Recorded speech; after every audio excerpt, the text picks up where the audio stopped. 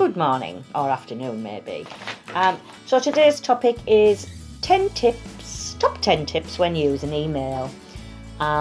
We all rely on email to do our jobs, perhaps sometimes more than ever, especially with the way we work at the moment, with the volume of emails going to and from it. There's potential for personal information to maybe get into the wrong hands if we're not careful, maybe breaches in the email if we're not careful. And for that reason, today we're talking about or looking at the top 10 tips when we are using email. I think one of the biggest tips I would say: do not email sensitive, confidential or personal data of any description if you don't need to.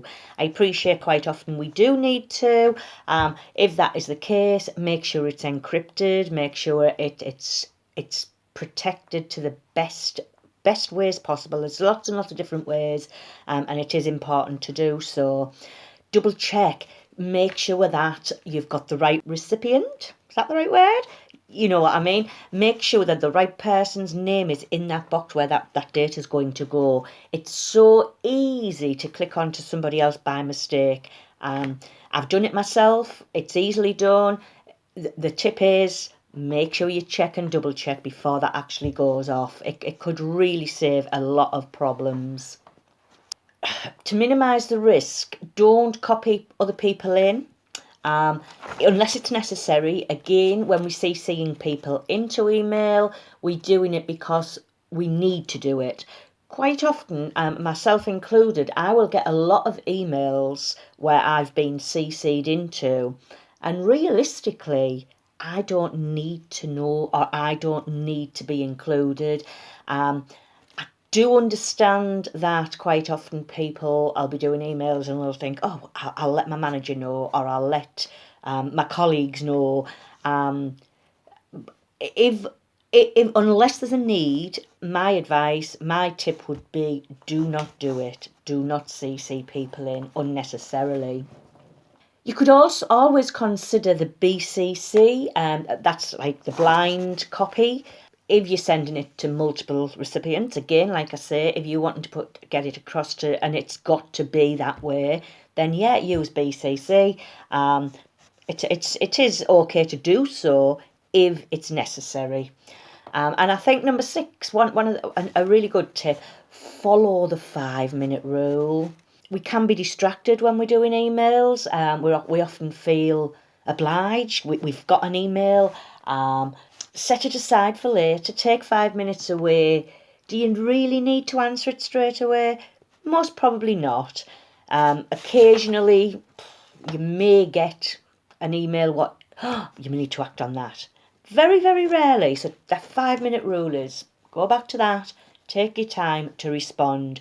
It's easy as well to, if we respond too quickly to email, it might not come across as we would like it to. So it's that 5-minute rule is important to get it right. Don't over communicate. Get to the point. Yeah, make it as clear and concise as you possibly can. Yeah. Ask yourself, is it really necessary to put this amount of information into your email? Use the phone to deal with questions, that as opposed to email back forward. If there's questions, put a little note at the bottom. Give me a ring on this number if you'd like to discuss further. It's more personal, it's nicer, and it gets the point across more clearly, I would think. So yeah, don't over communicate via email. And email chains, people often think about deleting the conversation history before forwarding an email. Think about who you're actually including in that email.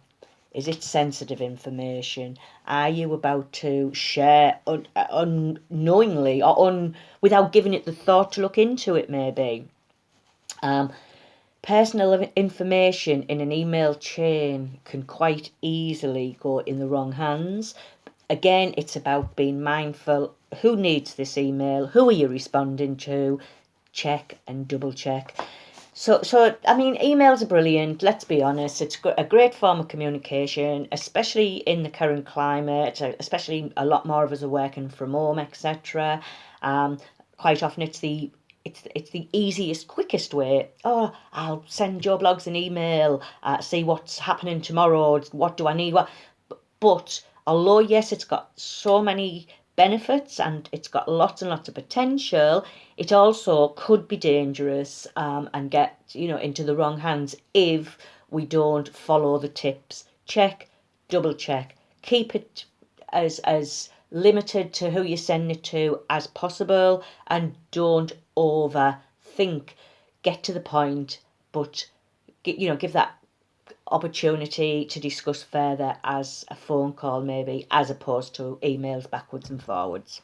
I hope that's helped a little bit. There will be somebody around for questions if you want any further information. Thank you very much for listening. Speak soon. Bye bye.